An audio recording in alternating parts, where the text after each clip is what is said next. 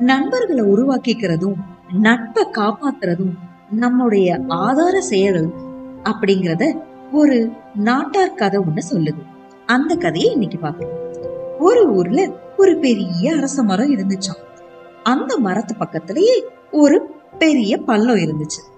இலையுதிர் காலத்துல நமக்கு தான் தெரியுமே, மரத்துல இருந்த இலையெல்லாம் பழுத்து கீழே விழ ஆரம்பிச்சுச்சான். அப்போ மரம் சொல்லுச்சான் பள்ளத்தை பார்த்து, பாவம் இந்த இலைகள், நீ இவங்களையெல்லாம் ஏத்துக்கிட்டு காப்பாத்து, இல்லாட்டி இங்க அடிக்கிற காத்துல இலைகள் எங்கெங்கயோ போயிரும் அப்படின்னு சொல்லிச்சான். கேட்ட பள்ளத்துக்கு கோபம் வந்துச்சான். உதிர்ந்த இலைகளால எனக்கு என்ன லாபம்? நான் ஏன் உதவி செய்யணும்? இலைகளால எனக்கு எந்த பயனும் இல்லாதப்போ என்னால ஏத்துக்க முடியாது அப்படின்னு சொல்லிருச்சான்.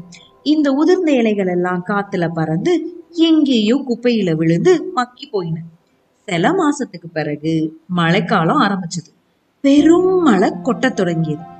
அப்போ பள்ளம் மரத்தை பார்த்து சொல்லுச்சான், மரமே, நீதான் எனக்கு காப்பாத்தணும். உன் இலைகள் எல்லாம் உதிர்த்து என்னைய மூடிக்கோ, இல்லாட்டா இந்த மழை நீர் என்னோட நிரம்பி என்னையே மூழ்கடிச்சிடும், மண்ணும் சரிய ஆரம்பிச்சு நான் இல்லாம போயிருவேன் அப்படின்னு சொல்லுச்சான். பள்ளம் கேட்டத மரம் கேட்காதது போல உட்கார்ந்து இருந்துச்சான். உடனே ஆதங்கத்தோட பள்ளம் சொல்லுச்சான், நண்பனே, உன்னை விட்டா எனக்கு வேற துணையே இல்ல, எப்படியாவது என்னை காப்பாத்து, மழை வேகமாகிட்டே போகுது அப்படின்னு சொல்லிச்சான். அதை கேட்ட அரச மரம் சொன்னதான், சுத்தி இருப்பவங்களுக்கு உதவி செய்ய மறுத்த, அதற்கான தண்டனையை தான் இப்போ நீ அனுபவிக்க போற. என்னால உனக்கு உதவ முடிஞ்ச உதிர்ந்த இலைகளை இப்போ என்னால தர முடியாது.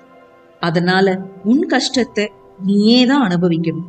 என்னால இந்த நிலைமையில உனக்கு உதவி செய்ய முடியாது அப்படின்னு சொல்லிருச்சான். பள்ளத்துல மழை நீர் தேங்க ஆரம்பிச்சிச்சு. மண் சரிந்து பள்ளத்தையும் மூடிருச்சு. முடிவுல பள்ளம் ஒண்ணு இருந்த இடமே தெரியாம போயிடுச்சு. இது ஒரு எளிய கதை தான். ஆனா ரொம்ப முக்கியமான பாடம் இந்த கதையில இருக்கு.